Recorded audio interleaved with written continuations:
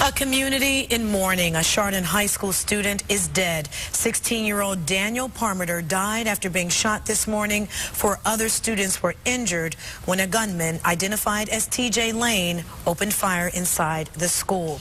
We're going to go back to News Channel 5's Leon Bibb now. And Leon, this is a story that's really hitting home for every one of us. We know that things like this can happen anywhere, but when it strikes your community, it's extra hard. Indeed, it can happen anywhere, and that is what is being said all over the country right now, certainly all over the Chardon area. It can happen anywhere. The school acted very quickly to try to get the situation under control. Of course, law enforcement officials were here to help get it under control. Parents were notified immediately, and then they came to pick up their kids. News Channel 5's Michael Baldwin has been with us all day long. He's been on the scene here. Michael, you've been talking to parents here. You've been talking to people throughout the community. What are the people saying?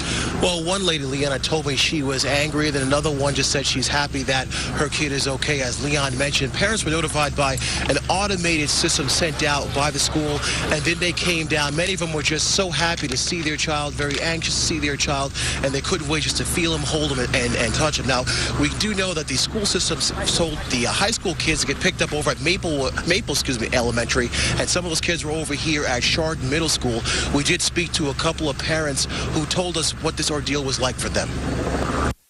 You don't know what's actually happening until you talk to your son or daughter, find actually what actually is happening. Are they safe? And, are the shooters in custody, and what actually happened? I called her dad and said, I haven't heard anything, which scares me, like, beyond belief, but I'm afraid I could put her at jeopardy if I would call and her phone would go off in case she is hiding from this person with a gun.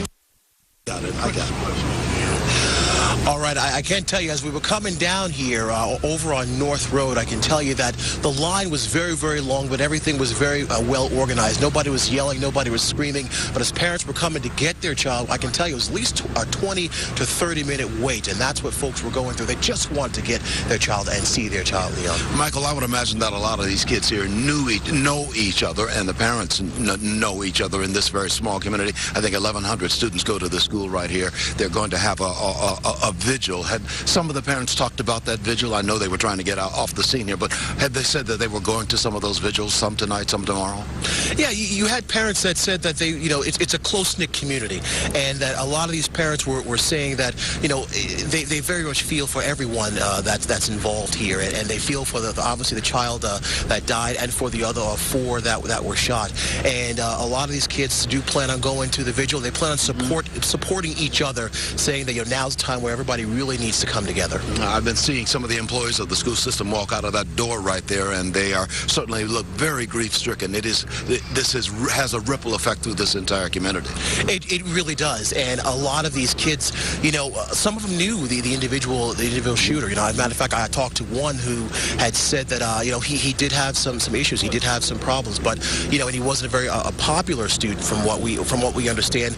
But a lot of people are saying, listen, that doesn't really matter right now. What really matters is for people to really come together and support one another. Okay, thank you very much. Michael Baldwin of News Channel 5 handling that aspect of the story for us. We've been talking to law enforcement officials. As I said, they had a news conference a little bit ago, but they're not saying a great deal. They're making statements, and they're saying at the top of those statements, we're not taking any questions. They'll say they'll be talking more about it as the day goes on, certainly as the evening goes on, perhaps talking more about it tomorrow. Well, that's the latest from Chardon. I'll be here for the rest of this broadcast. Let's go back into Danita and Lee.